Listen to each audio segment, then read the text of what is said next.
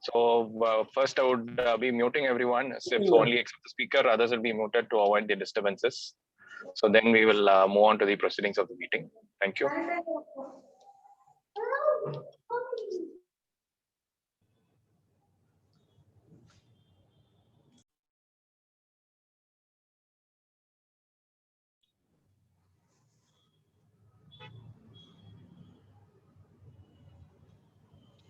So warm good evening and welcome to all of you for this wonderful weekly meeting, the online meeting of a wonderful speaker which we have in today.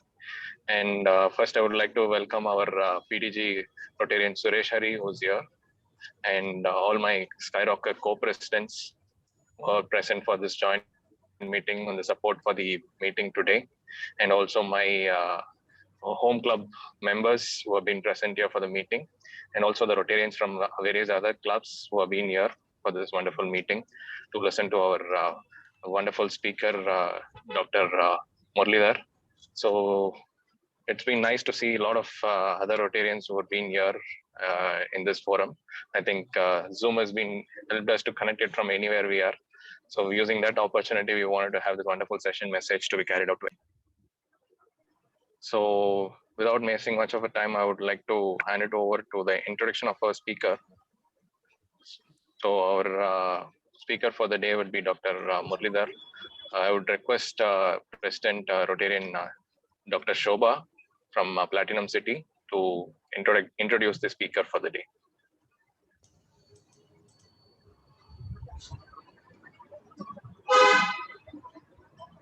Hello, Jagdish. Yeah. Good evening, Jagdish. Do I start? Yeah, please go ahead. Okay. Good evening, and welcome everyone. Wonderful to have this joint meeting, and I take this privilege to introduce our much accomplished speaker of the day, Dr. Murali Thondebavi. We are really very delighted to have you, sir. And if you're wondering who this much accomplished person wearing multiple hats with managing so many things at a time, and no, this is Dr. Murali Thondebavi, who is a senior consultant in anesthesia at Apollo Hospitals, Bangalore. He has completed his post-graduation in anesthesiology from Bangalore Medical College. He has worked in the United Kingdom for 9 years and is a fellow of the Royal College of Anesthetists and its Faculty of Pain Medicine. He completed his MBA in hospital administration in 2016, and in addition to publications in national and international journals, he has delivered more than 80 invited lectures in national and international scientific meetings. And Dr. Muralidhar has been conducting these programs, and he's so passionate in giving talks on self-improvement. And he's one of those people who has been using both the left and the right sides of the brain so efficiently. He has been an architect in developing 2 apps for anesthesia community in India, and his hobbies are photography, blogging, and swimming. So what a beautiful blend of science and craft and art, and you name it, he's there. And he is a firm believer that time management can lead to better balanced life. For those of us who think that there is a crunch in time, 24 hours is not sufficient, you have an answer in Dr. Murali, who can say that no, 24 hours is a lot to achieve and follow and pursue your dreams. So we are really fortunate to have you, sir, as our speaker for the evening today. And we are really eagerly waiting to listen to you. And there, I'm sure, will be a lot of takeaways for all of us. Thank you. And I take this opportunity to welcome you to this wonderful gathering. Thank you, madam. Thank you. Thanks for the introduction. Yes, Doctor, please, you can go ahead. Yeah. First, I would like to thank the E-Club, Rotary Club, Mr. Jagdish, Kavita, Mr. Subbu, and I see Mr. Mahesh here. It's been a long time since actually I met anyone actually, because the Rotary meetings have not been happening. And thanks a lot for the wonderful introduction and having me here for this weekly meeting. And I would like to also thank the other Rotarians here who have taken their precious time to join us. And what we'll do in the next half an hour or so is talk about habits. Now, I'm going to start sharing my screen.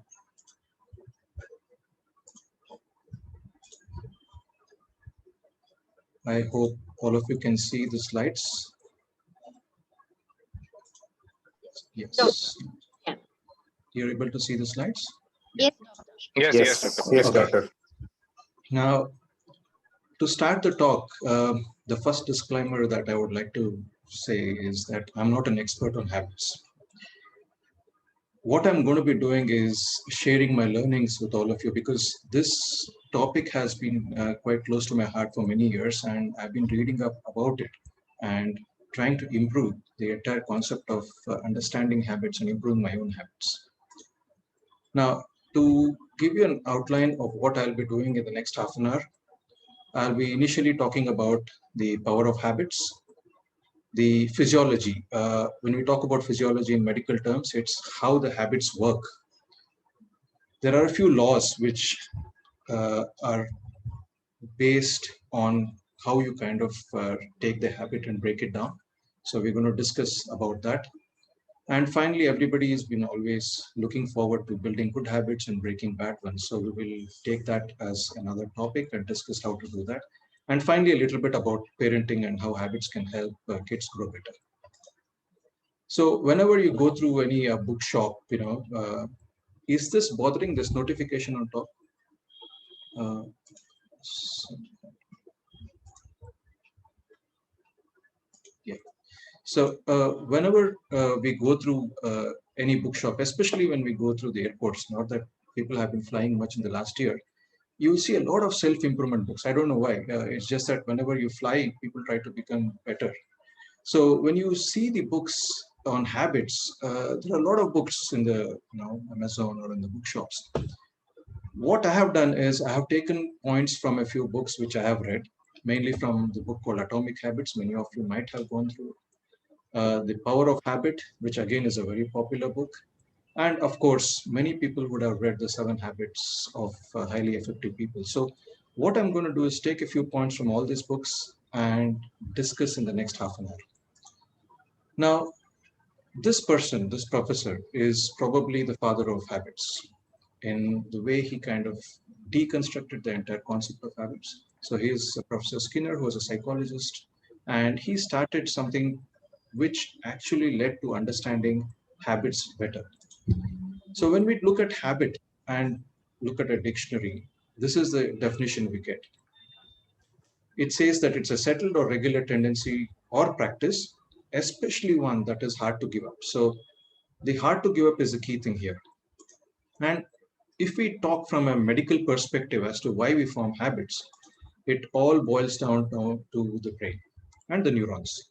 Now, our body is designed to conserve energy and make use of the energy in the best possible way.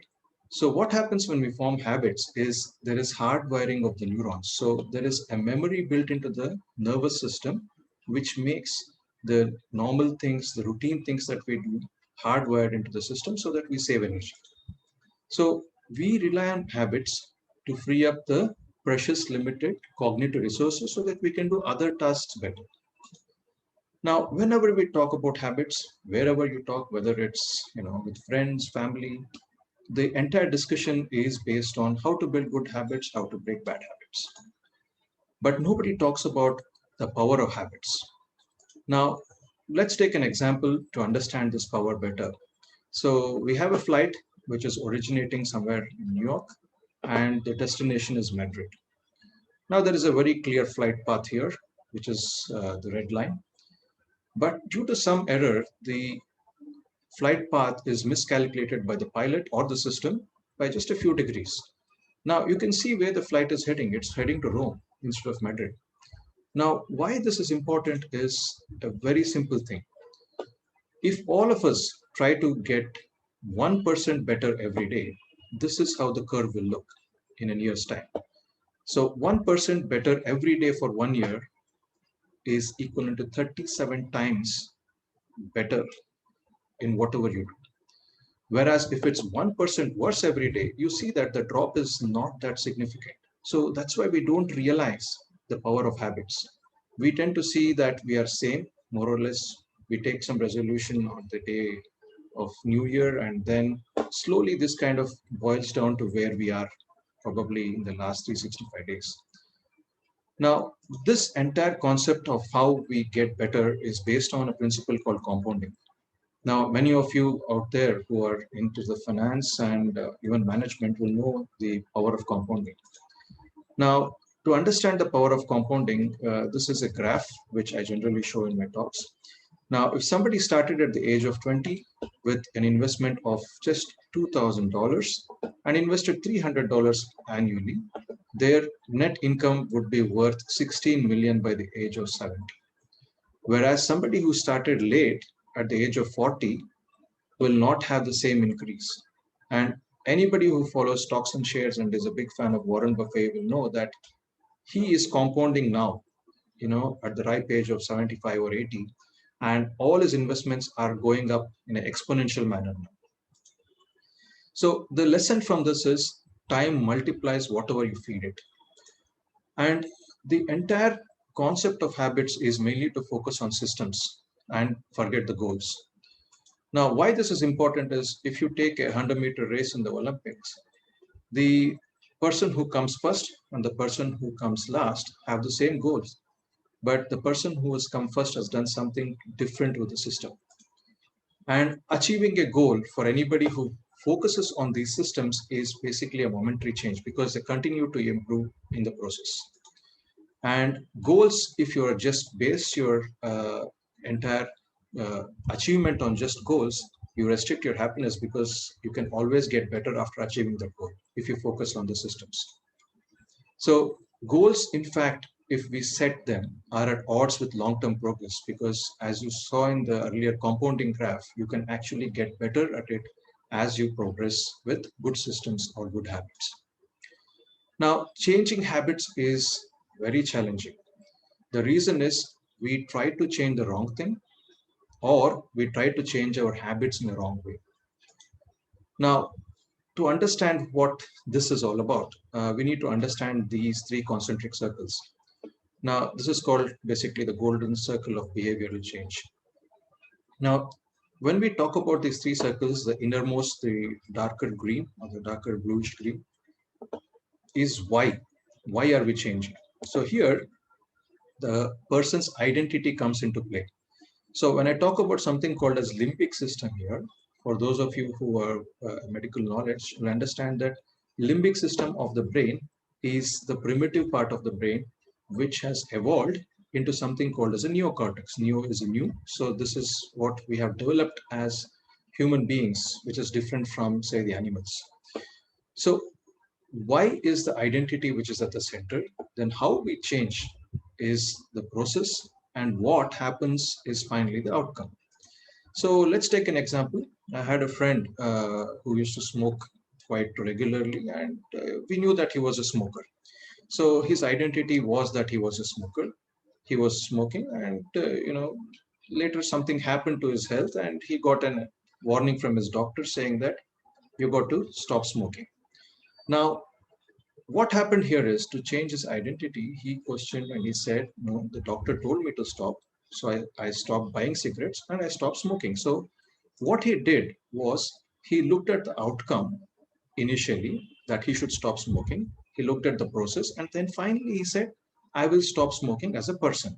So this is an example of most of the habit changes that we try to do. So if we have a bad habit, we always try to change it in this way. That is, we change from outside to inside. So this is called outcome-based habit change. Whereas if you go from inside to outside, you actually do an identity-based habit change. To give you an example, for identity-based habit change, you decide the type of person you want to be. You don't think of the outcome, you decide the type of person you want to be. You implement actions that the type of person would do, and you build evidence that you are that type of person. So to give you an example, the goal is not to read the book because that is the outcome. You change the identity and you become a reader. So if you want to develop a good habit of reading books, you start telling yourself that you're a reader instead of telling that I'm going to read 25 pages or 10 pages of the book. If your goal is to become a runner, you don't say, I'm just going to run the Mumbai Marathon. You say, I'm a runner, I'm going to run every day. And through this process, you will definitely run the marathon. And if you want to learn music, your goal is not to learn an instrument, but to say to yourself that you want to become a musician. So here is the main key thing of how identity-based habit change is a very key thing when we talk about habits. Now, habits are about becoming someone. I'm sure all of you will agree, and not having something, because that something will definitely come when you become someone. So better habits is not about changing small things in life. It's not about changing a small just like a home decoration, not moving something here and there. It is trying to become someone better. So in 5 or 10 years, you need to be someone different from what you are just because of these habits. And identity change is the key aspect of habit change. So I want all of you to take this message home that identity change, you need to think of yourself as something different, something better, and that is when you can enforce this habit change. Now, we have talked about a little bit about power of habits and how identity-based habit change is important. Now, we'll talk about the science of habits.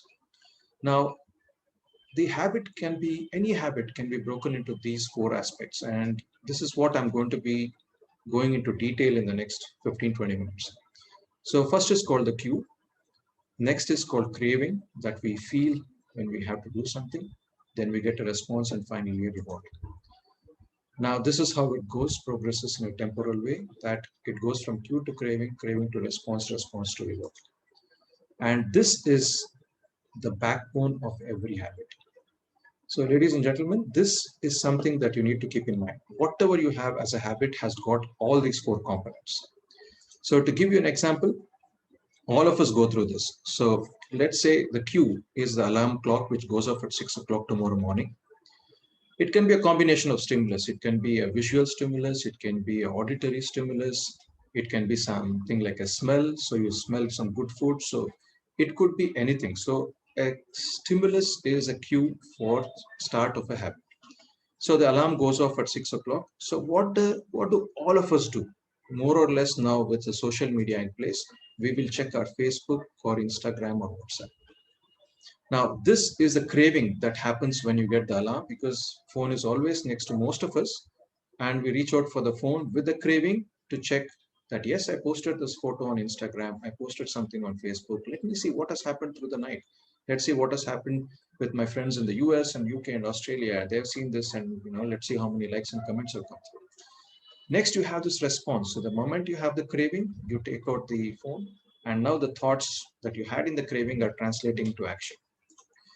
And then there is a reward. Of course, you'll have some likes because you had a wonderful post going previous night. And this increases the pleasant sensation. And this is now a habit. So what happens now? Repetition of this cycle changes the brain structure. And you're hardwiring something which was just a simple cue, craving, response, and reward. And all behavior is driven by desire to solve a problem. So if we take these 4 steps and break it down, 1 and 2, we can label it as a problem, and 3 and 4 is where you get the solution. So to give you just a very simple example of a habit which I never thought could be a habit, the cue here is walking into a dark room. The craving is want to able to see things in the dark. So what do we do as a response as a solution? We flip the light switch and we satisfy our craving to see. So we see everything. Now, this becomes a habit because we know that for this problem, there is a solution of switching on the light. So it's as simple as this. Even this is a habit. So it's as simple as this. We can actually break it down into cue, craving, response, and reward. So now talking again on building good habits and breaking bad habits, how can we use these 4 steps and build something good and break something which we consider bad? So here, what we need to focus is on the net outcome of a habit. What happens in the long term? And we have to think long term. It's not immediate that we have to worry about. We have to think long term. So just to give you an outline of what we're going to go into detail, when we talk about the first law, which is the cue, to create a good habit, we make it obvious. To break a bad habit, we make it invisible. Second law, which is the craving, we make it attractive to build a good habit, whereas we make it unattractive to break a bad one. The third one is the response. We make it easy. So we get the response very easy. And for the other one, we make it difficult. And lastly, the reward, we make it satisfying. And for the breaking the bad one, we make it unsatisfying. So we will go into detail of each one. Now, let's take the cue. Now, to know what the cues in your life are for any habit, we can start off with something called as a habit scorecard. So you can just sit down tonight. You can see what all you do in the morning tomorrow. So this is called the point and calling approach. And let's say you wake up, which is neutral, which is basically a full sign. Checking your phone, you can say it's a negative thing. So put a negative next to it. You go to the restroom, which is again neutral. Brushing teeth is a good habit, positive. Taking a shower is positive. Meditate is positive. So you can break down any habit that you have during the course of your day at work or at home based on this habit scorecard. What it brings about is an awareness into how your life is based on these habits. Next, you understand something about the cue based on either the time or the location. Now, why this is important is the environment that we live in, either at home or office, plays an invisible hand in generating cues. So, to state a formula, we can say that behavior is the function of the person behaving in the environment. And whenever we have an obvious option around us, that will drive action. And of all the cues, as I was mentioning, the sound, the vision, and smell, the visual cues are the strongest catalyst for behavioral change. So let's take an example. You have to take a medicine, on empty stomach in the morning. Let's say something like thyroxine. Many of you might be on it, or somebody in your family might be on it. Having the pill box, next to the bed will ensure that there is a visual cue and the tablet is taken without fail. Having a bottle of water next to you while you're working will ensure that you drink enough water for the day, which is good for the body, and avoid caffeine. Ensuring that you have your gym clothes nicely kind of spread out, on your table the previous night will definitely give you a cue when you get up in the morning that you need to go to the gym. And something which I'm quite passionate about is books. So having a couple of books next to your bed or having your Kindle will definitely force you to read probably for 15-20 minutes uh, before you sleep. So these are how you can set common cues in your home or office to improve developing good habits. Next, we have the behavior, and this is nothing but the relationship with these objects. And our environment is filled with relations. So we have things around us. It could be a TV, music system, anything. So these are actually giving us relationships. And one thing which we need to know very clearly is should not confuse our brain. So we should have one space for one use. So a definite no-no for television in your bedroom, a definite no-no for games in your mobile phone. So ensure that you have one space and you have one use so that whenever you enter that space, you know that you are starting the cue for that good habit. And every habit should have a home. So to give you an example, I don't read books or magazines on my phone. So I have my tab for that. And the tab doesn't have anything else on it like music or anything. So that's a space only for reading. So something like that, you can design your own habit and its home. And when it comes to time as another cue, you have to be extremely specific because here clarity is important. So instead of saying I'll exercise tomorrow morning or tomorrow evening, you can have a clear time. I will exercise at 6 p.m. in the local gym. Instead of saying I will read a book before sleeping, you say I'll read a book 30 minutes before sleeping. So you go to the bedroom 30 minutes before your tentative schedule of the time for sleeping and you start reading. And if you're writing a journal or in the habit of writing a journal, you can say I'm going to journal after brushing my teeth. So you can have the time cues very specific so that you will not miss out on it. So a simple formula for this, I will do this specific behavior at so and so time in so and so location. So Be very specific when you write down what you want to start as a good habit or reinforce ones which you already have.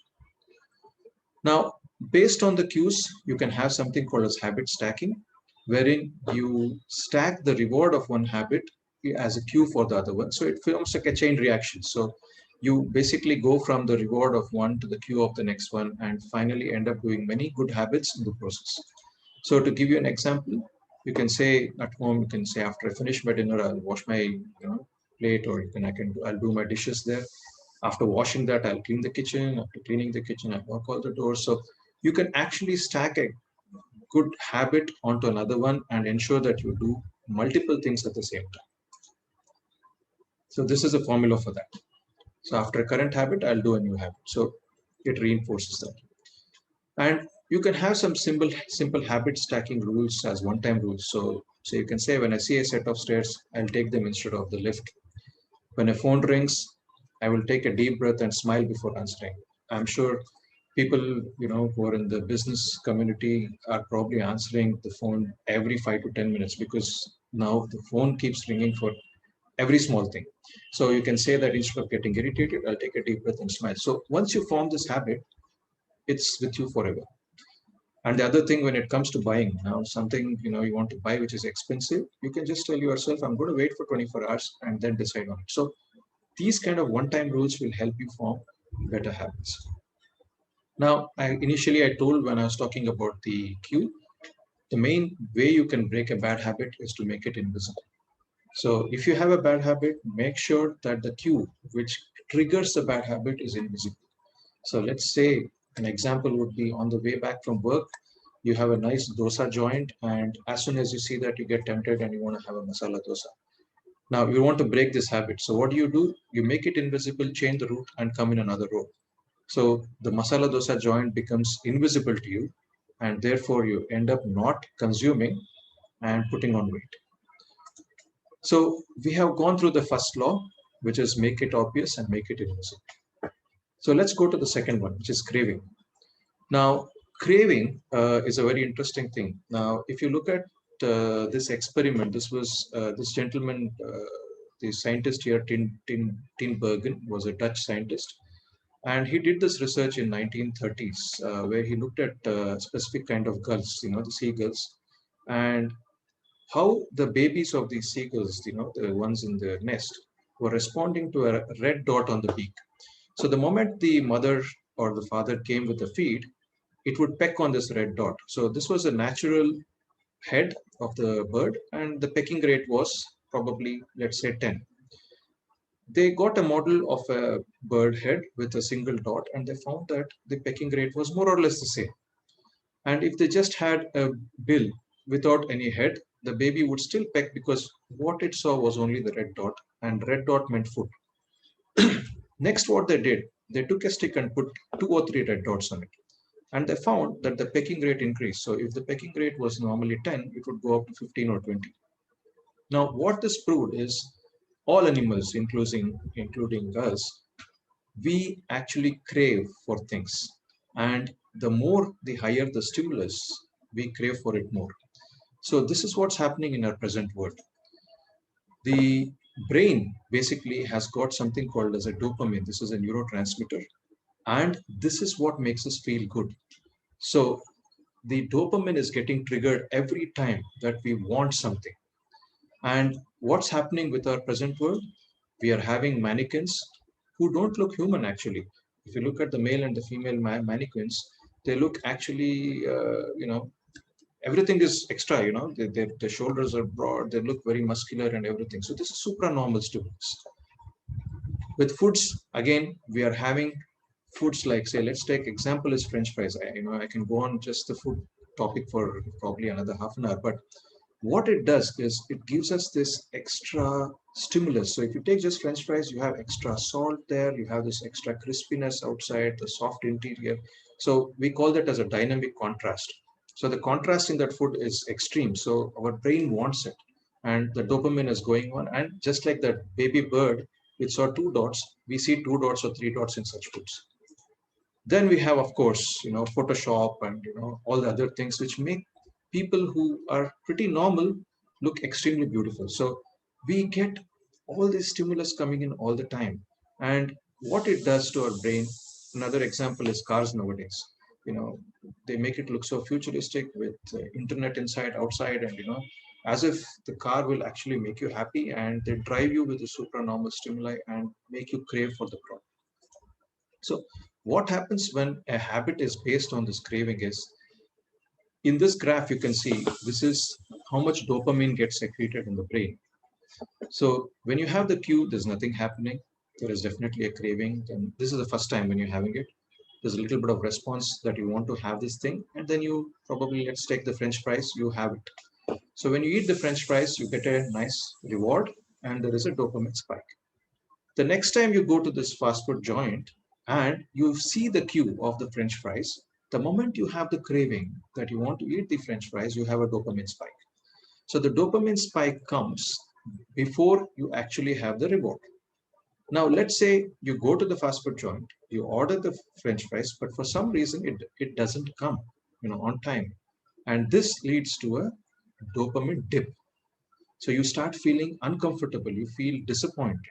Now, this is the same thing happening in social media. You have posted something, people don't give you likes, enough likes, you have a dip. You have some other habit where things don't form, you get a dip. Now, what happens in the D, scenario is you have a dip and then later you get this reward. So this kind of a sinus waveform that you're seeing here will reinforce this habit much further. So this is what is happening when we talk about craving. And wanting, I think, is far more strong than actually liking, because the neurotransmitters involved are completely different.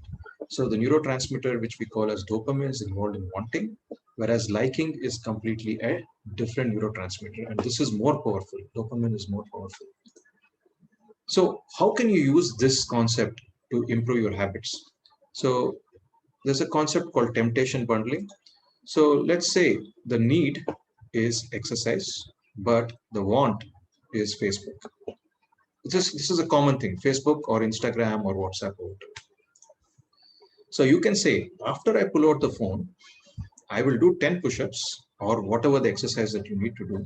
And only after I do those push-ups, I will check my Facebook. So you're having a break of 15 minutes from your work and you say, I'm going to pull out the phone, but before I check Facebook, I'm going to do 10 push-ups. So what you're doing here is you're bundling something which is a need with a want. So you say, after the current habit, I will do the habit I need, which is a good habit. And only after I do that, I will do the habit I want. So you're getting both. It's a win-win situation. You're doing this and you're getting that.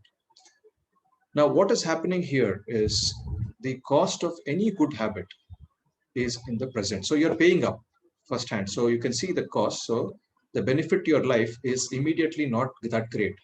So you're sweating out, you're pushing yourself doing the exercise. So it's not good. But over a long term, the sacrifice that you made in the initial phase will start paying back. The same thing applies to the bad habit. The cost of a bad habit is in the future. All of us know that. So a simple thing like smoking, they might get an initial satisfaction, but long term, it is definitely not good. So this is something which we need to understand. Now, the benefit to the life is, if you do the temptation bundling, you will definitely see that over a period of time, you will be able to get the long-term benefits. And the craving, again, this part of the habit is something that we always imitate others. So we imitate people who are close to us. So if you're working with colleagues, you will imitate people who are close to you. You will imitate the powerful. So that's the reason all the celebrities come out with ads and other things. So they are trying to kind of get you to imitate the habits of the powerful. And when many people start doing something, we imitate the habit of many people. So these are the three things which we need to keep in note when we start doing something new. Are we imitating somebody else? And at the same time, you can use this to your benefit. So you can join a gym. There are a lot of people that are working out. You see them, you get motivated. Similar thing with yoga. And giving up smoking, again, you can join a team of people who do not smoke. So you can use the previous concept, which I showed in the pyramid, in reinforcing good habits and staying with people who are doing the good things. Now, the other way to reprogram yourself to enjoy something hard is just substitute these two words, have to these two words called get to. Now, this is something which I've come across in various blogs and books, and a lot of successful people do this. So instead of say, let's say example, instead of saying I have to save for my future, if you start thinking, I got to save. So I was fortunate, I was lucky to save for my future, the entire outlook towards saving will change. Now, why I put this COVID ICU is I had a lot of juniors who felt, quite distressed working in the COVID ICU. I did, in fact, a 5 month stint from anesthesia. I had to break out because our entire hospital became a COVID hospital. And it was difficult to motivate people to work in a COVID ICU because we were in the PP for, 6, 7 hours without having to drink and everything. So having to work in a COVID ICU was difficult for people to digest. So I started motivating people saying that, see, you got an opportunity to serve the community, you got an opportunity to work here. This is going to be a lifetime kind of experience. Come and work in the ICU. So using the change from have to got to started making a change to a lot of thinking. The same thing goes with exercise. Instead of saying I have to exercise, you can always say I got to exercise.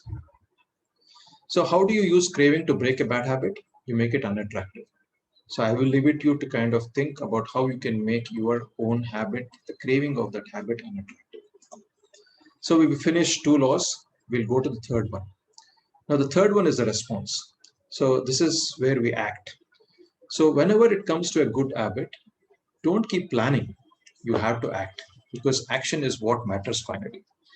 And when we act, the repetition is what is important because that is what reinforces the habit. So many of you would have heard that, yes, you do something for 21 days and it will become a habit for your lifetime, or do it for 1 month, or, different timelines. But each of us differ in the number of days that we need to do to make something as a habit. Now, this is like the curve. So the more repetitions you do, you will reach a point where this is like the habit line and you cross the habit line. So once you cross that habit line, the automaticity kind of becomes, built into the neuronal system. So a nice statement that I made up is neurons that fire together will wire together. So it gets hardwired and habit becomes easy.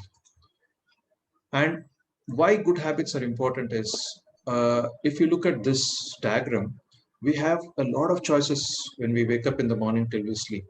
So based on what choice we take, we can take a different path. Now, if you take a good choice, keep taking a good choice and go up, you end up having a good day. But if you go in the other route, you might end up having a bad day. So use good habits as gateways to other habits, which are good. And how you make this is you start using the first 2 minutes of every habit as the gateway.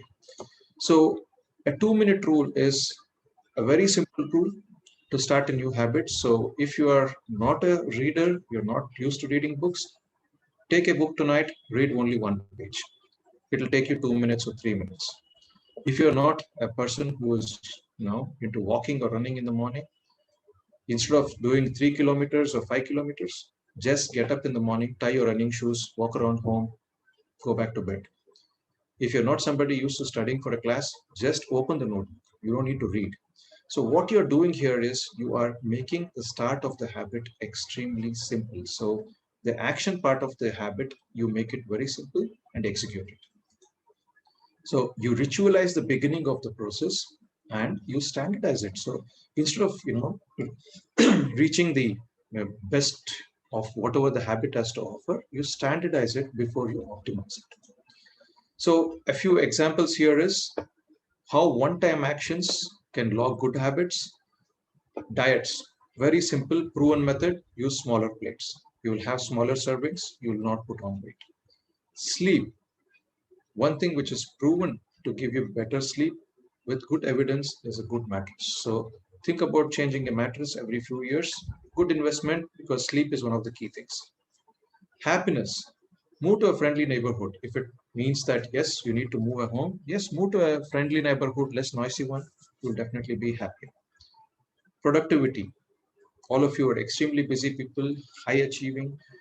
You need to turn off phone to the silent mode, just like how I've done now, to make sure that the productivity doesn't get affected. And finance, all of us know that setting up an SIP is definitely the way to go because it's a small action which locks in a good habit. And something like for health, buying good shoes will definitely make sure that you don't have back pain issues.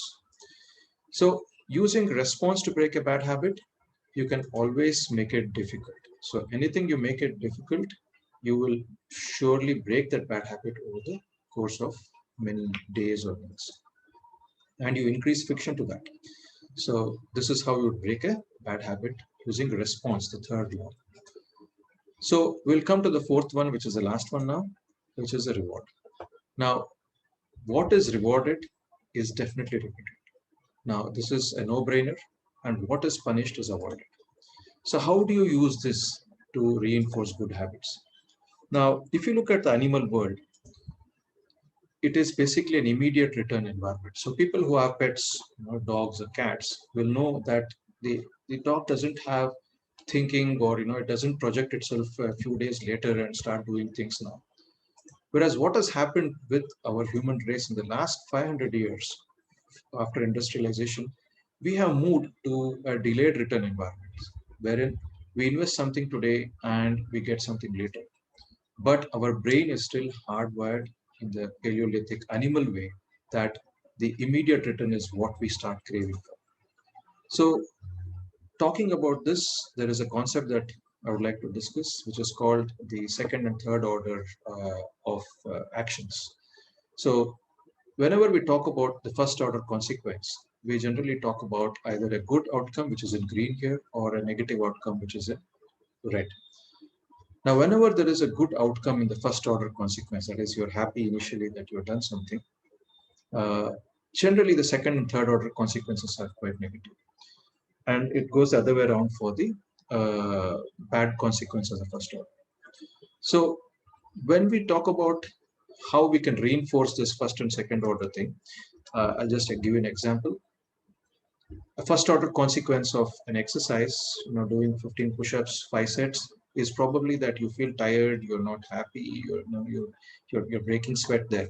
But the second order is you feel fitter the next day, you're having less tiredness, and the third order is even better, you start feeling fit.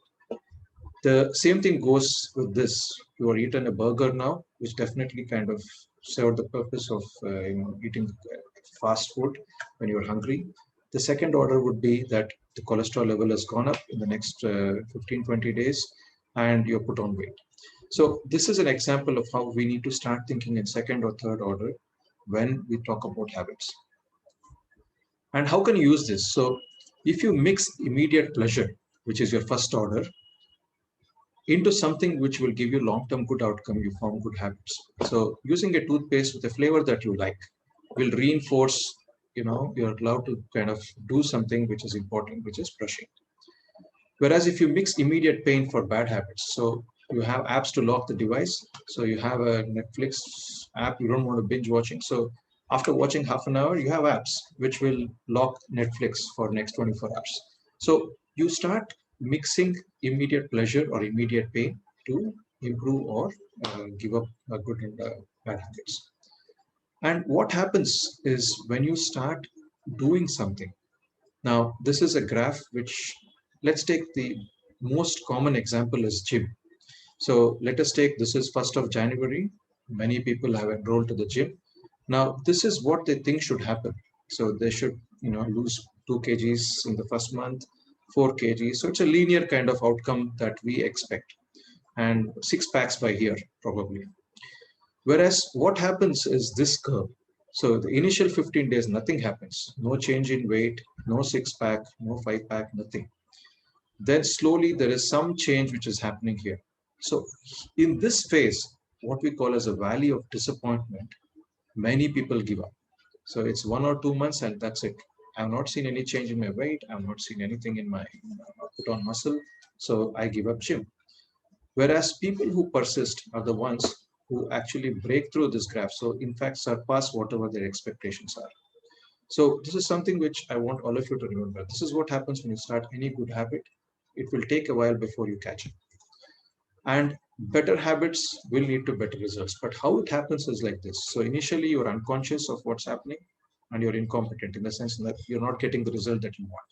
Then you start become conscious of the habit, but you're still incompetent at the delivery of the result.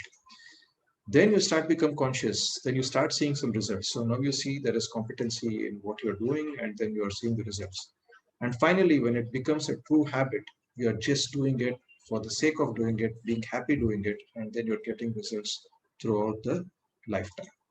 So in this phase where you are not getting results is where most of the people fall trap to confusion, and they stop doing what they're actually doing, which is a good thing. And this is where people who master it end up becoming unconscious of that and competent. So a best example for this is writers.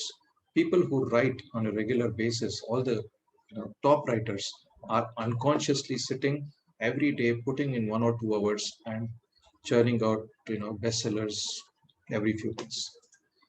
And this is what we need to do. We need to become from one unconscious to the other unconscious with our habits, and turn that incompetence into competence.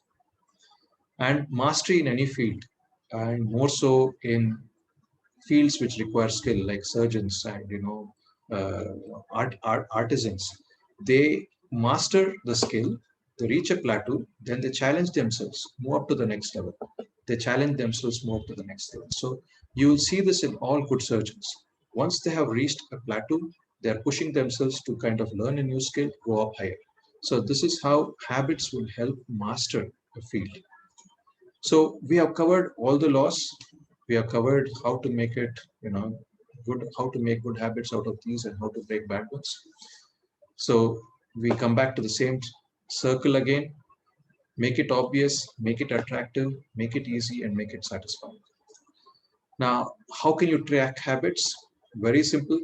You can download one of these habit tracker charts, which are freely available on the net. Print it out, put it on the wall.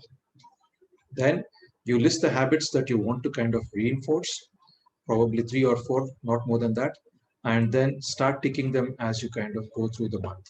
Now, you can either reward yourself with something for having completed 10 days of straight ticks, or you can do something else which will give you confidence in reinforcing.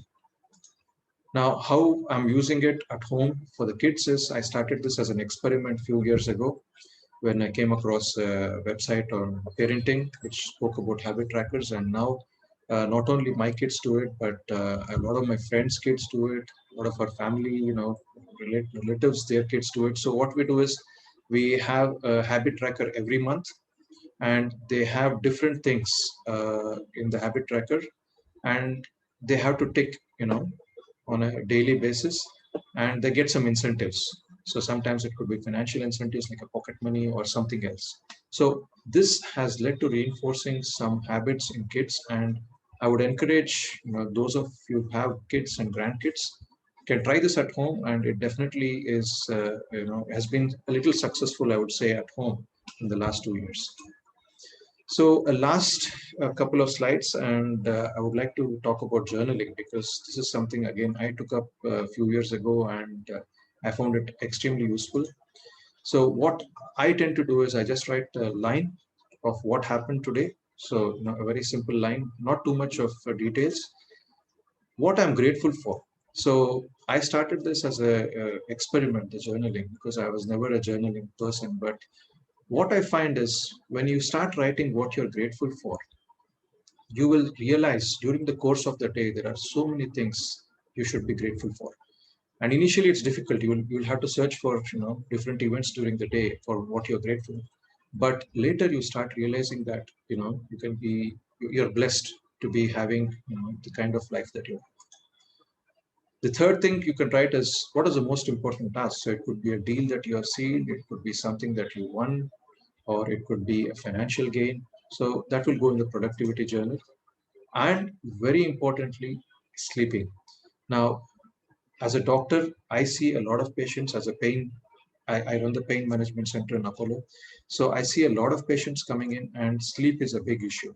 So sleep journal is something I encourage all my patients to have, because you get to kind of understand that you're not having good quality sleep, and you can improve it.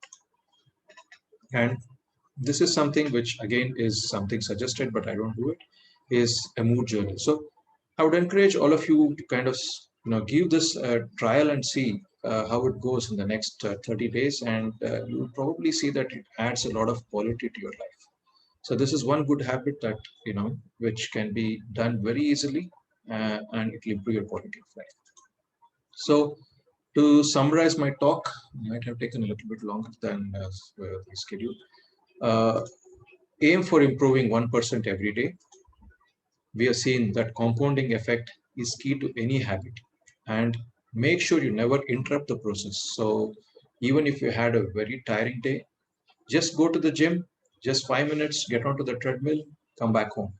Now, what you've done there is, despite having a busy day, a tiring day, and being completely, worn out by the end of the day, you have reinforced that you will not miss the habit of going to the gym. Now, how proud you will feel at the end when you come out of the gym is something that only you will know, because you will say, yes, I'm an achiever today because I went despite being, very tired. I went on the treadmill and I came back. So it's not how many minutes you actually did the gym workout, but you did not interrupt the process. And if you want to start anything new, you apply a 2-minute rule, as I explained earlier. Start the habit, ritualize the start, and use all the laws which I actually mentioned to create good ones and break bad ones. So this is basically the summary of my talk. I can take some questions based on the talk and whatever the habits. And before I sign off, I would like to tell that I've started writing a book, which should be hopefully out in the next few months or so, is about how to think like an anesthetist. So I'll be discussing the various strategies an anesthetist would adopt in the operating room to improve safety and make surgeries happen, and how these strategies you can use for your work and for your life to make things better. So thank you once again to everybody who listened patiently, and thanks to the E-Club once again, Jagdish and Kavita, for having me here. Thank you. Thank you, Doctor. It was a wonderful session. I think everybody would have enjoyed it so much, and it was so much valuable. I would like now I'd like to open it for questions from the audience, so that we can have a little bit of interaction for the next 5 minutes before we close up. We have hands raised from Mr. Vinod Sridharan. Hi, Dr. Murali. I mean, this was too good. I mean, I think certain things we do practice, certain things we don't actually do it. But the habit chart was something very informative, and also the last few aspects in how to regularize and channelize your habits to make it a regular one. That's a good one. But just wanted to know, will we get this recording and the presentation for us, so that this would be a good Bible for us in terms of we do have some good habits and bad habits, but then we will definitely maintain the good habits. But how to eliminate the bad habits is what we will try to get from this information. So do we get to have the presentation? I think this is being recorded, if I'm not mistaken. I can see the recording here. So the recording will be shared. Yeah, yes, the recording will be shared. We will upload it in the YouTube and share it tomorrow to all the participants in all the clubs also. So that will be useful for everyone to have.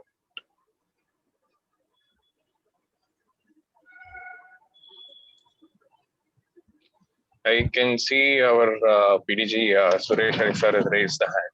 So please go ahead, sir. Thank you, Dr. Murali.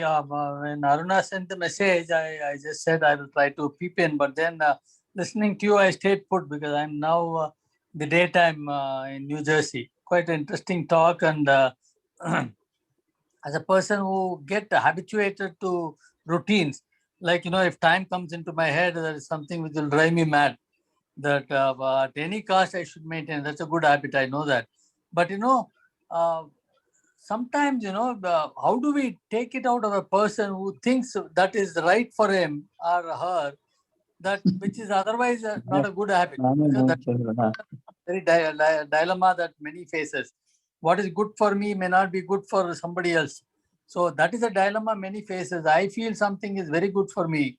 Somebody will say that, no, that is not important for me. How do we rationalize this particular thought process? Sir, it's a nice question, because If you look at the overall, when we talk about habits, and when I was talking about the good and the bad habits, the generalized thing about good habits is mostly to do with health, better finance, and overall trying to achieve happiness. That's what I would say. Now, let's take an example of reading, right? So you might think reading is a good habit. Now, somebody who is not tuned to reading will probably not see it as a good habit. They might want to watch a documentary instead of reading. Now, how we would convince the person that this is a good habit is to show them the long-term outcomes. So I would say that if you're convinced that a habit is good, a simple thing like saving money. Now, it's very difficult to convince youngsters nowadays to save money because they want to actually spend more than what they earn because they're already got 4 EMIs running. Now, you will probably know that saving money will have an excellent future for that person. So trying to show the long-term outcomes for any habit is important because only in the long term is when a habit actually shows its true colors. So I would probably say showing the long-term outcome to anybody and trying to convince them would be the way to. Good. I'm sure your book, what you're writing, will be quite interesting. We look forward to seeing that the day when it is launched and see that, take one of that and propagate. But your talk is quite interesting. I think Thank you, this sir. talk is need of the hour actually, because the last 1 year, if you see, the pandemic has changed a lot of habits for individuals also. Yeah. This is something I thought you were going to touch on that, but thank God you didn't touch it, because again, that is, except the PPE suit, others you didn't go deep into it. It has become like one sickening situation. And Yeah. actually, this mindset that has come, if it has taken a positive frame of mind, people, I think they will grow better. But many have not taken it in the right sense, and they are making a mess of themselves. That is a lot of psychological, emotive issues we are going to face in the next decade. Perhaps you can vouch for it, or you can address it. It's going to be a real challenge for the fraternity, also medical fraternity, to see people who come out of this. I see also a lot of people suffering with advanced health issues due to this pandemic, perhaps bottled up emotions. They don't know how to get out of it. Maybe your idea of getting into a good habit of something more productive for oneself, it is more a self-improvement, I will call it. These habits are for individual. So what is good for me may not be good for you, but at the same time, what is universally good need to be looked into. In fact, I would be I would say that this is such a wonderful forum. All Rotarians wanting to do good for the community, and the positivity in such forums should be quite contagious. And what I have seen in the last year or so, people who are weak have become weaker, people who are strong have become stronger. And forums like this, where there is a positive outlook, where there is a positive community related activity, is probably the way to go, because that is where I think we should head. Thank you, Doc. Yeah, we will do it. We will propagate it, definitely. Thank you, sir. Thank you. Thank you, sir. Thank you, Doctor. Next, we have our Rotarian, Mr. Magesh here. So please go ahead. Murali, excellent presentation. I think Thank you. best of the presenters, and I think it's fantastic. So you can see from my background that I've already changed my habit. I'm at a seaside now. No, that's very tempting. In fact, we would like to come there. So I think the simpler way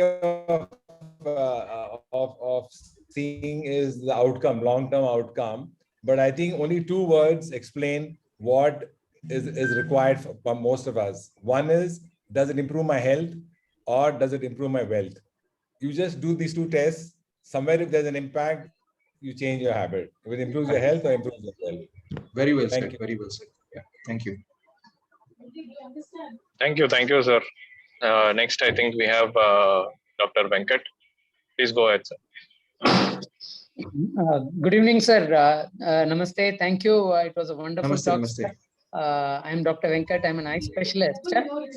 So I had this, you raised this whole thing about how habits can really, make you do something effortlessly, like getting into the flow, like probably that's what probably you meant when you probably said doing something very competent in an unconscious manner, like probably doing a surgery. You land up probably doing steps without you knowing that you're doing it actually. Now, how would it be different when I probably want to acquire some skill set? I'm probably want to do something which I'm not used to doing. Many Rotarians probably also want to do something or acquire some kind of skill set. Now we don't have that skill set, but we want to make that a good habit. Now you need to probably build it as a habit, or do it in a kind of an impulsive manner. Sometimes when you do something very impulsively, you'll end up doing it well, or you enjoy doing it also. So what are the difference between doing something like a habit versus doing something impulsive? Okay. Now, I think when it comes to doing something impulsive and something that you enjoy, I would be a little philosophical here, because you are in the flow. Now, when somebody enjoys doing something, it could be an artist playing an instrument, or a surgeon, as you said, operating in the flow. You are somehow connected to something deeper, and you enjoy that entire process. Now, if you take the same thing in the habit formula, what we spoke, that's the reward, because the reward is you have felt very peaceful doing something there. So what happens is it automatically drives you to form a habit, because you enjoyed that state of being in the flow. So the reason why you enjoyed it is because you connected with something deeper, a deeper meaning, or deeper kind of a whatever purpose within yourself. So learning a skill in another way, say example, you want to learn something new, you will have to kind of go through these 4 steps where you develop, set up cues. Like you want to start, see, I was not somebody who was writing. So this is a recent thing which I've, decided to write a book. So I have to set up a cue so that it drives me to do something, either doing a research on the book or writing, and it has a reward at the end. So I see this many words that I've written. So similarly, it comes to the gym, or learning something new. You try to put up this cue, have the craving, then the final thing as a reward. So you start thinking about these new skill sets in these 4 laws, and you'll see that you can probably kind of learn something new and start developing things. Nice, sir. Well put. Well put. Thank you. Thank you, sir. Thank you. Thank you, Dr. Venkat. Next, we have Rotarian Shripad, who has raised the hands. Please go ahead. Good evening, sir. It's a nice talk. To me, it looked like 10-15 books on this topic could have been, put together in a talk of an hour kind of thing, and very nicely presented. I mean, I would have spent a few months to read those books. It's very nice. So my question is something like this: to groom any habit, it takes time. It's an uphill task, and as you put it in one of your slides, there is a curve. You reach a plateau, then you reach where you become unconscious about the habit you group. So we reach that. You statistically take a lot of people start with a good intention to groom that habit, and most of them maybe drop out. So maybe 50% or maybe 60%, 70% drop out. Okay. Even if I want to start a new habit, say maybe running or learning a music, initially with a lot of into I start and I drop out after maybe a few months or a few weeks, depends how much force or how much other things I follow up. My question is it better to start with 2-3 habits, 2-3 plans, and one of them will finally click and is happy in one way? Or if I start with 2-3, one complement each other and motivate me to go ahead? How it could work?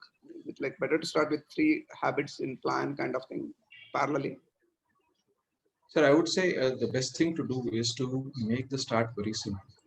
So let's say, the habit of journaling, which I started a couple of years ago. Instead of writing a detailed thing and making it hard, make it very simple. So write just a line or just write a few words. So whatever you are planning to start, don't aim for what you want to achieve, but start something very simple. So let's say you want to start a habit of, praying, instead of, you always wanted to do that as a part of a ritual, but somehow it was not fixing. You could just start by a few minutes. It could be, exercise. Just start with just a few minutes of exercise. You don't need to do, as I said, 5 kilometers or 10 kilometers the first day. And you have people around you who are doing it. that will motivate you. You have a role model of yours who is doing it, that will motivate you. So there are lots of things which I spoke in my talk, which you can use simultaneously to ensure that you continue doing the habit. And once you start seeing the benefit of it after few months, then obviously it will be an addiction. So just like anything gets addicted, addiction is nothing but hardwiring because you're getting the reward. The same thing happens if it's a good habit. You get something out of it, and all of you have good habits. It's not that all of us don't have good habits. It's just that we want to do something more, and that's where probably we are failing. So writing it down and ensuring that it starts small and goes in a very slow manner will ensure that we'll stick to it. Yeah, thank you. That's true. Thank you, Rudy and Sripath. Thank you, Doctor. It was very nicely explained. I don't see any hands raised. Is there anybody else who would like to have any questions to Doctor? Okay. If nobody else is there, then we'll move on to the club announcements and the vote of thanks by the President, clubs. President, 1 minute. 1 minute. Yes, sir. Please go ahead, sir. Dr. Murali, when you speak about habit, there are some who have this compulsive behavior. Is there any way you can address this also in your book, or is that something a different perspective? Because many have these OCDs. OCD is completely different, sir. That is, see, as anesthetists, I'll tell you, we have OCDs towards safety. So washing hands is the first thing, as doctors, we have now, especially to develop, everybody's developed an OCD for washing hands after the COVID. So that is something which I wouldn't say is a habit in the term that we were describing here. Definitely, the OCD as such is more of a psychological thing that we can discuss as a separate thing. But the habits are, based on these 4 laws. So OCD people tend to do things without the reward. So you are just doing it for the sake of doing it. Okay, and there is a fear. So the fear actually drives the OCD people to do things. So I have friends who will not drink anything apart from Bisleri. So they have the fear that if I drink any other water, and they wash hands every few minutes. So these are, and I see children nowadays. That's very disturbing, actually. When the children come to the hospital for various things, the parents keep telling, oh, they've got a, they want to wash hands for every 5 minutes. So that's developing something based on fear, whereas habits are not such. They're based on rewards. So I would say that is probably the main delineation between these two. Maybe developing a habit of avoiding this OCD should come into them. One question. Yes, see, we firmly believe certain habits as a good habits. How do we identify our bad habits? Somebody has to point it out, no? Somebody has to point it out, and as I think Mr. Mahesh mentioned, if it's not improving wealth or health, put it in the bad habit kind of. Okay, but natural habits, certain things which doesn't affect the health or wealth, but still we will be having, other than health and wealth. Yeah, it could be something like a cultural thing, or something which can be labeled as a bad habit. Yes. So as I said, you can take out the cue from your environment. That will break the habit. You can make it invisible. You can make the reward coming out of it unattractive. So just by analyzing what this bad habit is and what is driving it, you can break the bad habit. So by using these simple rules, you can experiment in the next 6 months and see how it goes. And if you find it kind of easy to kind of deconstruct the habit, then you can easily break it. That everybody will keep saying anyhow, what you are doing is wrong. Right from childhood, that has been happening for everybody, I should say. It's cultural thing. Yeah, there are a lot of cultural things which do happen, but I feel that breaking it would involve kind of these 4 steps. And if you have somebody whose habit you want to kind of change, then you can sit down with them and break it down into these 4 things and work on it. Okay, thank you. Thank you, Smriti ma'am. Anybody else would have a question? So I don't think so. Any questions is there? Thank you, Doctor, for the wonderful session Thank you. once again. Thank you. So it was nice having you here, and it was a lot of things which is a eye opener for many of us a year, I guess. So it was a very good session and pleasure having you here. So now I'd hand it over to our club secretary, Rotarian Kavita, for the club announcements and the vote of thanks. Thank you very much, President. I firstly thank each and everyone present here today. I take this opportunity to thank the speaker. Thank you very much, Dr. Murali, for a wonderful session. And I thank personally, I thank Dr. Aruna for the initiative taken and making this speaker meet happen today. Thank you very much. And I thank President for your involvement and bringing nearly 10 different clubs today. Thank you very much to make this speaker meet as a big event for our club. Thank you, everyone. Firstly, it was a great, session, Dr. Murali, because, the way you said, one person becoming better every day, it makes you in a year where, you are going to improve 37.78%. I'm sure not even a math person like me would have really thought about it like that.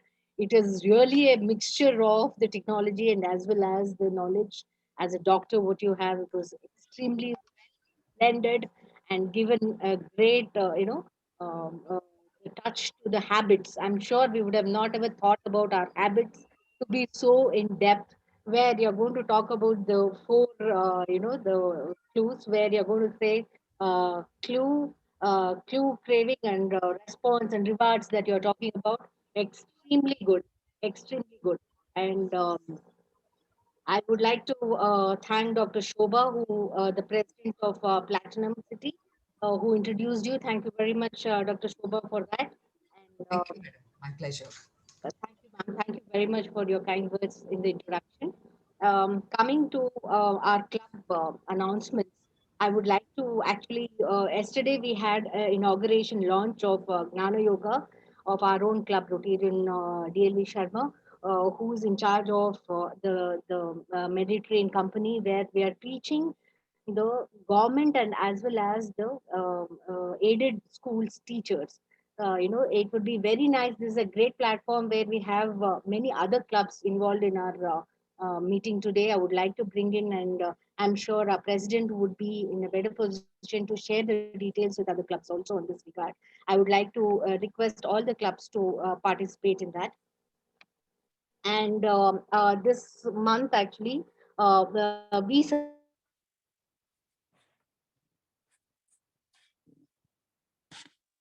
Rotarian Pooja's husband celebrated his birthday on 19th, and Rekha Dikshit, Rotarian Rekha, our I hope you are able to hearing.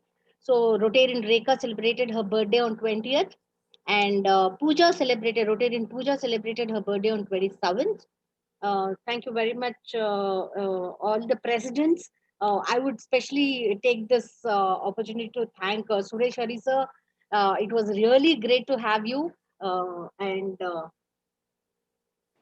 also, I would like to thank each and every president present here, and special thanks to Miracle Maker presidents who are here present today, and each and every member of Rotary E Club.